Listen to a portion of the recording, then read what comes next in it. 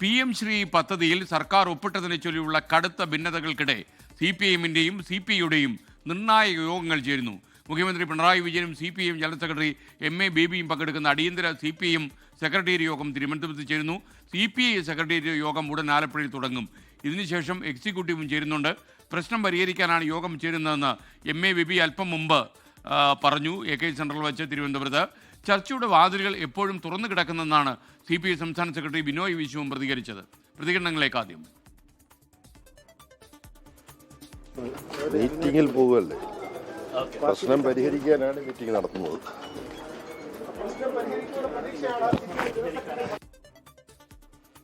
CM വിളിച്ചില്ല. സമവായ നീക്കം എന്തെങ്കിലും ഉണ്ടോ? അറിയില്ല. CPIയുടെ നിലപാട് എന്തെങ്കിലും മാറ്റം വരുമോ? CPIയുടെ കമ്മിറ്റി കൂടാൻ പോവല്ലേ? ഞാൻ പറഞ്ഞല്ലോ, CPIയുടെ കമ്മിറ്റി കൂടാൻ പോകുന്നു. ആ കമ്മിറ്റി ആശയപരമായും രാഷ്ട്രീയമായും ഏറ്റവും ശരിയായ തീരുമാനം കൈക്കൊള്ളും. അല്ല, ഈ CM വിളിക്ക് CPIഎമ്മിന് സെക്രട്ടേറിയറ്റ് ഉണ്ട്. അപ്പം എന്തെങ്കിലും സമവായ പ്രതീക്ഷയുണ്ടോ? ഞാൻ പറഞ്ഞു കഴിഞ്ഞല്ലോ, CM വിളിച്ച ചർച്ച ചെയ്യും. LDFിൻ്റെ ഭാഗമാണ് CPIയും CPIഎമ്മും. അതുകൊണ്ട് CM വിളിച്ചാൽ ചർച്ച ചെയ്യും. ചർച്ചയുടെ എല്ലാ വാതിലും LDFിൽ എപ്പോഴും ഉണ്ടാകും. അത് തുറന്നു കിടക്കും. LDF ആണ്. ആശയ അടിത്തറയുണ്ട്, രാഷ്ട്രീയ അടിത്തറയുണ്ട്. അതുകൊണ്ട് പരസ്പര ബന്ധങ്ങളുണ്ട്, ചർച്ചകളുണ്ടാകും. വേറൊന്നും പറയാനില്ല. കമ്മിറ്റി കൂടാൻ പോകുന്നു ഇപ്പോൾ. ശരിയാപ്പോൾ CPIഎം ദേശീയ ജനറൽ സെക്രട്ടറി MA ബേബിയുടെ പ്രതികരണം ആരാഞ്ഞ മനീഷ് മഹിപാൽ തിരുവനന്തപുരത്ത് ചേരും. അതുപോലെ ബിനോയ് വിശ്വത്തിൻ്റെ പ്രതികരണം തേടിയ R ശ്രീജിത്ത് ആലപ്പുഴയിൽ നിന്ന് ചേരും. അതുപോലെ ആലപ്പുഴയിൽ നിന്ന് തന്നെ CPIയുടെ ഉള്ളിൽ നടക്കുന്ന ചർച്ചകളെക്കുറിച്ച് പറയാൻ തനേഷ് തമ്പി ചേരുന്നുണ്ട്. Polit bureau available polit bureau ഡൽഹിയിൽ ചേരുന്നുണ്ട്. അതിൻ്റെ വിവരങ്ങളുമായി ബൽറാം നെടുങ്ങാടി ഡൽഹിയിൽ നിന്ന് ചേരും. ഈ വിവരങ്ങൾ എന്തായിരിക്കും ഇതിൻ്റെ രാഷ്ട്രീയ പ്രത്യാഘാതങ്ങൾ എന്ന് പറയാൻ നമുക്കിപ്പം സെൻട്രൽ ന്യൂസ് ഡെസ്കിൽ നിന്ന് B ദിലീപ് കുമാറും ചേരുന്നുണ്ട്. ആദ്യം മനീഷ് മഹിവാലിലേക്ക്. മനീഷ്, ശരിക്കും തിരുവനന്തപുരത്ത് AK സെൻട്രൽ വെച്ചാണല്ലോ MA ബേബിയെ കണ്ടത്. അവിടെ യോഗം ചേരുകയാണ്. അദ്ദേഹം വളരെ പ്രസാദാത്മകതയുള്ള മുഖമായിരുന്നു അദ്ദേഹത്തിന്. അപ്പോൾ സംസാരിച്ച് തീർക്കാൻ കഴിയുമെന്നുള്ള പ്രതീക്ഷയാണോ?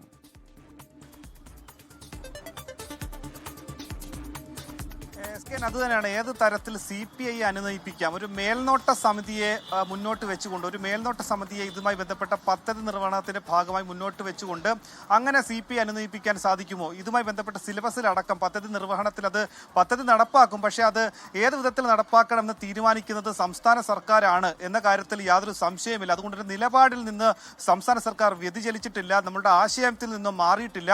അത് 1500 കോടിയോളം രൂപ ലഭിക്കാനുള്ള സംസ്ഥാനത്തെ പൊതുവിദ്യാലയങ്ങളിലേക്കാണ്. അങ്ങനെ പൊതുവിദ്യാലയങ്ങളിലേക്ക് ലഭ്യമാകാനുള്ള തുക നഷ്ടമാക്കേണ്ട എന്ന നിലപാടാണ് സംസ്ഥാന സർക്കാർ എടുത്തത്. നേരത്തെ കൃഷി വകുപ്പ്, ഉന്നത വിദ്യാഭ്യാസ വകുപ്പും ക്ഷീരവകുപ്പും ഇത്തരത്തിലുള്ള കേന്ദ്ര പദ്ധതികൾ എടുത്തതാണ്. എന്നതരത്തിലുള്ള നിലപാട് CPIഎം ഇന്നത്തെ സംസ്ഥാന സെക്രട്ടറി എടുക്കും. ഒപ്പം തന്നെ ഇന്ന് വൈകിട്ട് മുഖ്യമന്ത്രിയും ബിനോയ് വിശ്വവും കൂടി നേരിട്ട് പങ്കെടുക്കുന്ന ഒരു പരിപാടി ആലപ്പുഴയിലുണ്ട്. ആലപ്പുഴ പുന്നപ്ര വയലാർ വാരാചരണത്തിന്റെ ഭാഗമായി വയലാറിലെ പരിപാടിയിൽ ഒന്നിച്ച് പങ്കെടുക്കും. ഇപ്പോൾ അല്പസമയത്തിന് ശേഷം ഈ ഇന്നത്തെ സെക്രട്ടേറിയറ്റ് യോഗത്തിന് ശേഷം മന്ത്രി സെക്രട്ടേറിയറ്റ് അംഗം സജി ചെറിയാനും മുഖ്യമന്ത്രിയും ഇവിടെ നിന്നും ആലപ്പുഴയിലേക്ക് മടങ്ങും. അങ്ങനെ ഉച്ചയോടെ ആലപ്പുഴയിൽ മന്ത്രി സജി ചെറിയാനും മുഖ്യമന്ത്രി പിണറായി വിജയൻ എത്തിയ ശേഷം അവിടെ എത്തിയ CPI നേതാക്കളെ, പ്രത്യേകിച്ച് ബിനോയ് വിശ്വത്തെ നേരിട്ട് കാണാനുള്ള സാധ്യതയുണ്ട്. ഇന്നലെ ബിനോയ് വിശ്വത്തെ മുഖ്യമന്ത്രി നേരിട്ട് വിളിച്ചിരുന്നു എന്ന വാർത്തകൾ ഇതിലൂടെ തന്നെ പുറത്തു വന്നിട്ടുണ്ട്. പക്ഷേ ഈ സെക്രട്ടേറിയറ്റ് യോഗത്തിന് ശേഷം ബിനോയ് വിശ്വത്തെ നേരിട്ട് കണ്ട്, മുഖ്യമന്ത്രി നേരിട്ട് കണ്ടോ അല്ലാതെ ഫോണിലോ ബന്ധപ്പെട്ടുകൊണ്ട് എന്താണ് ഇന്നത്തെ സെക്രട്ടേറിയറ്റിന്റെ തീരുമാനമെന്നും ഒപ്പം തന്നെ ഈ പദ്ധതി നിർവഹണവുമായി ബന്ധപ്പെട്ട് എങ്ങനെ CPI അനുനയിപ്പിക്കാമെന്ന കാര്യത്തിൽ ഇന്നത്തെ പാർട്ടി ജനറൽ സെക്രട്ടറി അടക്കം MA ബേബി പങ്കെടുക്കുന്ന യോഗത്തിൽ തീരുമാനമായിട്ടുണ്ടാകാം. ഇത് സംബന്ധിച്ച് നേരത്തെ തന്നെ CPIയുടെ നിലപാട് ഏത് തരത്തിലുള്ള നിലപാടിലേക്ക് പോകണമെന്ന കാര്യത്തിൽ കേന്ദ്ര നേതൃത്വം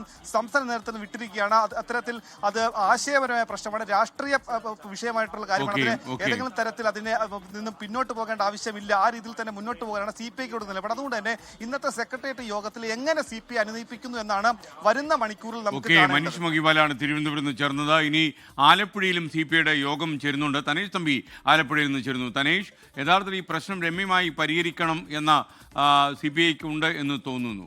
വിവരങ്ങൾ SKN ഉറച്ച നിലപാടോടെയാണ് CPI ഇതുവരെ മുന്നോട്ട് പോകുന്നത്. കാരണം ഒരു വിട്ടുവീഴ്ചയ്ക്കും തയ്യാറല്ല. PM ശ്രീ പദ്ധതി നടപ്പിലാക്കാൻ അനുവദിക്കില്ല. ആ പദ്ധതിയിൽ നിന്ന് സംസ്ഥാന സർക്കാർ പിൻവാങ്ങണം. 2 തവണ മന്ത്രിസഭ ചർച്ച ചെയ്തപ്പോഴും അക്കാര്യങ്ങൾ മാറ്റിവെച്ച വിഷയമാണിത്. എന്നിട്ടും മന്ത്രിസഭയുടെ അനുമതിയില്ലാതെ LDF-ൽ കൃത്യമായ ചർച്ചകളില്ലാതെയാണ് ഈ ഒരു പദ്ധതിയുമായി സംസ്ഥാന സർക്കാർ മുന്നോട്ട് പോയിരിക്കുന്നത്. മുഖ്യമന്ത്രിയുടെ അറിവോടെയാണ് ഈ ഒരു പദ്ധതിയിൽ സംസ്ഥാന സർക്കാർ ഒപ്പിട്ടിരിക്കുന്നത്. അതുകൊണ്ട് തന്നെ ഇക്കാര്യത്തിൽ തിരുത്തൽ വരുത്തേണ്ടത് അനിവാര്യമാണ്.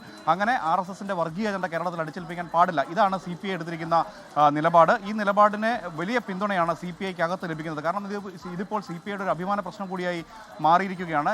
സമീപകാലത്ത് ഇത്ര ശക്തമായ ഒരു നിലപാട് മറ്റൊരു വിഷയത്തിലും CPI കൈക്കൊണ്ടിട്ടില്ല. നേരത്തെ മന്ത്രി V ശിവൻകുട്ടി MN സ്മാരകത്തിൽ നേരിട്ടെത്തി അനുനയിപ്പിക്കാൻ ശ്രമിച്ചെങ്കിലും അത് വിജയിച്ചില്ല എന്നുള്ളത് കൂടി നമ്മൾ കാണേണ്ടതുണ്ട്. അതുകൊണ്ട് തന്നെ ഇക്കാര്യത്തിൽ ഒരു വിട്ടുവീഴ്ച പാടില്ല. അത്രമാത്രം സമ്മർദ്ദം പാർട്ടിക്കകത്ത് നിന്ന് സംസ്ഥാന സെക്രട്ടറി ബിനോയ് വിശ്വത്തിന് മേലുണ്ട്. ഒപ്പം തന്നെ സംസ്ഥാന എക്സിക്യൂട്ടീവിനും ഉണ്ട് എന്നുള്ളതാണ്. നേരത്തെ സംസ്ഥാന സെക്രട്ടേറിയറ്റ് ഈ വിഷയം ചർച്ച ചെയ്തിരുന്നു. അപ്പോൾ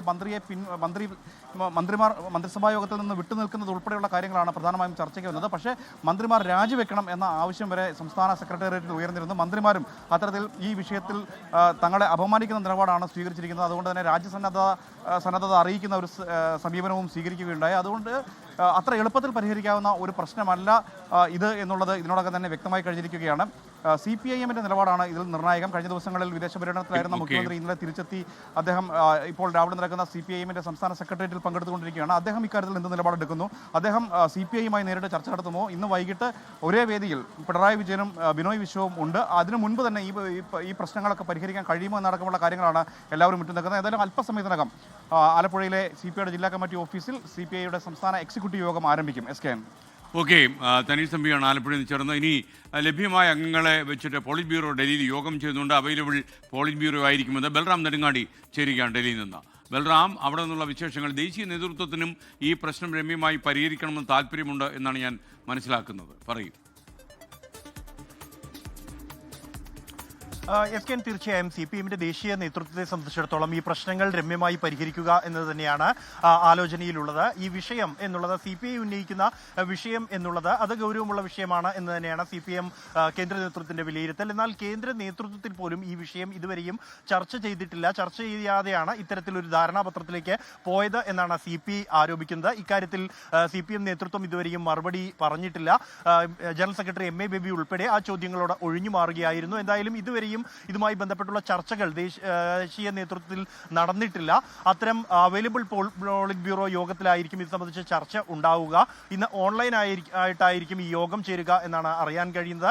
എന്തായാലും ഉച്ചയോടെ ആയിരിക്കും ഈ യോഗം ചേരുക. അതിനു മുമ്പായി സംസ്ഥാന തലത്തിലുള്ള തീരുമാനം വന്ന് അതിന് ഉൾപ്പെടെ അവലോകനം ചെയ്യുന്നത് ഈ ഒരു യോഗത്തിലായിരിക്കും. അതേസമയം CPI-യുടെ കേന്ദ്ര നേതൃത്വവും ഇന്നത്തെ തീരുമാനത്തിന് വേണ്ടി കാത്തിരിക്കുകയാണ്.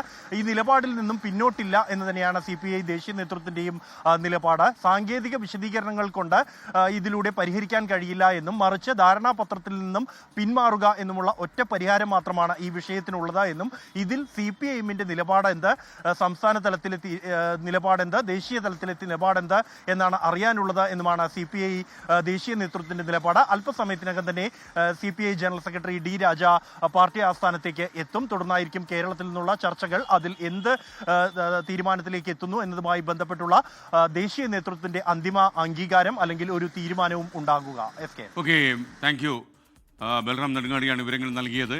ഇടഞ്ഞു നിൽക്കുന്ന CPIയെ മെരിക്കാൻ കഴിഞ്ഞില്ലെങ്കിൽ മന്ത്രിമാരെ അവർ മന്ത്രിസഭയിൽ നിന്ന് പിൻവലിക്കുകയാണെങ്കിൽ പുതിയൊരു പ്രതിസന്ധിയായി പിണറായി വിജയൻ്റെ ഗവൺമെൻറ് നേരിടുമെന്ന കാര്യത്തിൽ സംശയമില്ല. പ്രത്യേകിച്ച് തെരഞ്ഞെടുപ്പ് കൂടി ആസന്നമായിരിക്കുന്ന ഈ വേളയിൽ രാഷ്ട്രീയമായി അത് അവർക്ക് വളരെ ദോഷം ചെയ്യും എന്നറിയാം. പ്രത്യേകിച്ചും ഇടതുപക്ഷ മുന്നണി ഒരു മൂന്നാം ഊഴം ആലോചിക്കുന്ന ഈ വേളയിൽ ഇതിൻ്റെ രാഷ്ട്രീയ പ്രത്യാഘാതങ്ങളെക്കുറിച്ച് സംസാരിക്കാൻ നമുക്കൊപ്പം സെൻട്രൽ ന്യൂസ് ഡെസ്കിൽ നിന്ന് ദിലീപ് കുമാർ ചേരുകയാണ്.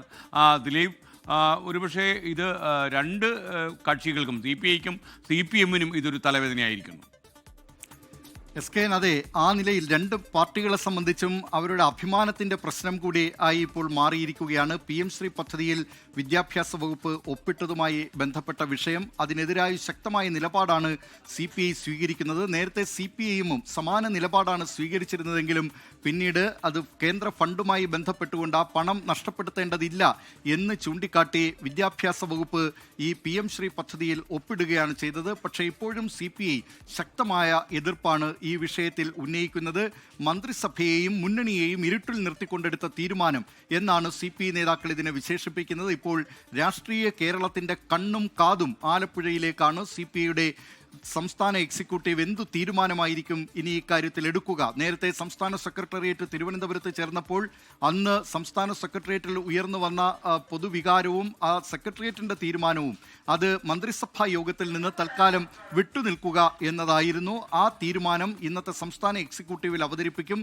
സംസ്ഥാന എക്സിക്യൂട്ടീവും ഈ തീരുമാനത്തിന് അംഗീകാരം നൽകുകയാണെങ്കിൽ CPIയിൽ നിന്നും സുപ്രധാനമായ പ്രഖ്യാപനമുണ്ടാകും. പക്ഷേ എന്തായിരിക്കും എക്സിക്യൂട്ടീവ് തീരുമാനിക്കാൻ പോവുക എന്നത് CPIയെ സംബന്ധിച്ച് സംസ്ഥാനത്തെ പരമോന്നത ബോഡി സംസ്ഥാന കൗൺസിലാണെങ്കിലും അതിന് മുകളിലുള്ള സംസ്ഥാന എക്സിക്യൂട്ടീവാണ് ഇത്തരം നയപരമായ പെട്ടെന്ന് അടിയന്തരമായി തീരുമാനിക്കേണ്ട കാര്യങ്ങളിൽ തീരുമാനങ്ങൾ എടുക്കുന്നത്. അതുകൊണ്ട് തന്നെ സംസ്ഥാന എക്സിക്യൂട്ടീവ് എന്ത് തീരുമാനമെടുക്കും എന്നതാണ് ഇപ്പോൾ അറിയാനുള്ളത്. ഏതായാലും CPIയുടെ തീരുമാനത്തിന് കാത്തിരിക്കുകയാണ് കേരളം. അതേസമയം തിരുവനന്തപുരത്ത് ഇപ്പോൾ നടക്കുന്ന CPIഎമ്മിന്റെ സംസ്ഥാന സെക്രട്ടേറിയറ്റ് യോഗവും ഈ വിഷയം ചർച്ച ചെയ്യുന്നുണ്ട്. CPIയെ അനുനയിപ്പിക്കാനുള്ള സാധ്യതകൾ നേരത്തെ മുഖ്യമന്ത്രി പിണറായി വിജയൻ CPI സംസ്ഥാന സെക്രട്ടറി ബിനോയ് വിശ്വത്തെ ഫോണിൽ വിളിച്ച് സംസാരിക്കുന്നു. പക്ഷേ അനുനയത്തിന്റെ സൂചനകൾ ലഭിക്കുന്നില്ല. അത്തരമൊരു ഫോൺ കോൾ ലഭിച്ചിട്ടില്ല, അല്ലെങ്കിൽ അങ്ങനെ സംസാരിച്ചിട്ടില്ല എന്നാണ് ബിനോയ് വിശ്വം പിന്നീട് മാധ്യമപ്രവർത്തകരോട് പറഞ്ഞത്. ഏതായാലും അനൗപചാരികമായി പല ചർച്ചകളും രണ്ടു പാർട്ടികളും തമ്മിൽ നടന്നിട്ടുണ്ട്. ഈ പ്രശ്നത്തിൽ നിന്ന് എങ്ങനെ തലയൂരാം എന്ന കാര്യം നേതൃതലത്തിലൊക്കെ ആലോചിക്കുന്നുണ്ട്. പക്ഷേ രണ്ട് പാർട്ടികളുടെയും പ്രധാനപ്പെട്ട നേതാക്കൾ അവരുടെ നിലപാടുകളിൽ തന്നെ ഉറച്ചു നിൽക്കുകയാണ്. PM ശ്രീ പദ്ധതിയുമായി മുന്നോട്ട് പോകാനാണ് CPIഎമ്മിന്റെ തീരുമാനം. അതിനെ നഖശിഖാന്തം എതിർക്കുകയാണ് CPI. എന്തായിരിക്കും CPIയുടെ തീരുമാനം എന്ന് നമുക്ക് ഉച്ചയോടുകൂടി അറിയാൻ കഴിയും. ലോകത്തെവിടെയായാലും ഏത് സമയത്തും 24 വാർത്തകളും ഓഗ്മെന്റഡ് റിയാലിറ്റി പാക്കേജുകളും എക്സ്പ്ലെയിനറുകളും വിശദമായി കാണാൻ ഞങ്ങളുടെ YouTube ചാനൽ നിങ്ങൾക്ക് സബ്സ്ക്രൈബ് ചെയ്യാം.